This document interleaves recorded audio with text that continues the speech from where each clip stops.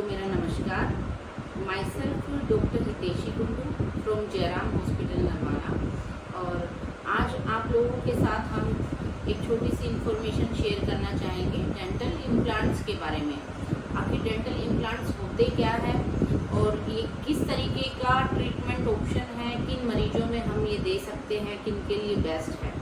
तो देखिए, मरीज के मुंह में दांत नहीं है तो उसे लगाने के, फिक्स टूथ लगाने के 2 या 3 हमारे पास ऑप्शंस होते हैं, जिसमें पहला ऑप्शन है, पहला और सबसे बेस्ट ऑप्शन है डेंटल इम्प्लांट का।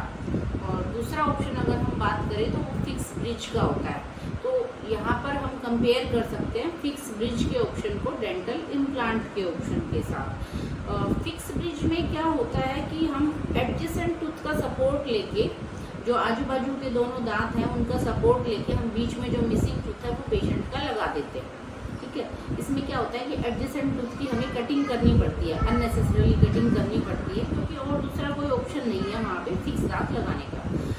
यहाँ पर अगर बात की जाए डेंटल इम्प्लांट की, तो ये कम्प्लीटली कंजर्वेटिव प्रोसीजर है।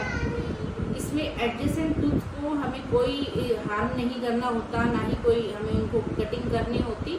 हमें सिर्फ जो मिसिंग प्लेस है, जहाँ पे कोई दांत नहीं है, वहाँ पे अंदर एक रूट की रिप्लेसमेंट डालनी होती है, जो एक तरह से एक नोबल मेटल होती है, जिसे हम डेंटल इम्प्लांट कहते हैं। और अगले 2 से 3 महीने तक हमें इसको यहाँ पे छोड़ना होता है, जिस दौरान एक प्रोसेस होता है ओशो इंटीग्रेशन।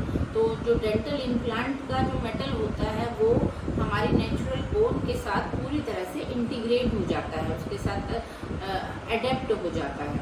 और 2 से 3 महीने के बाद हम उस पोजीशन पे उन इम्प्लांट का सपोर्ट लेके हम एक नेचुरल टूथ पेशेंट को वहाँ पे दे सकते हैं। तो ये बिल्कुल ही कंजर्वेटिव और सबसे बेस्ट प्रोसेस है और फिक्स टूथ रिप्लेसमेंट का। और मैं चाहूँगी कि ज़्यादा से ज़्यादा पेशेंट ये ट्रीटमेंट ऑप्शन अपनाएं, क्योंकि सब अगर बात की जाए कॉस्ट की, तो डेंटल इम्प्लांट थोड़ा सा एक्सपेंसिव प्रोसीजर पड़ता है as compare to fix bridge, but definitely ये सबसे बेस्ट ऑप्शन है मिसिंग टूथ रिप्लेस करने का।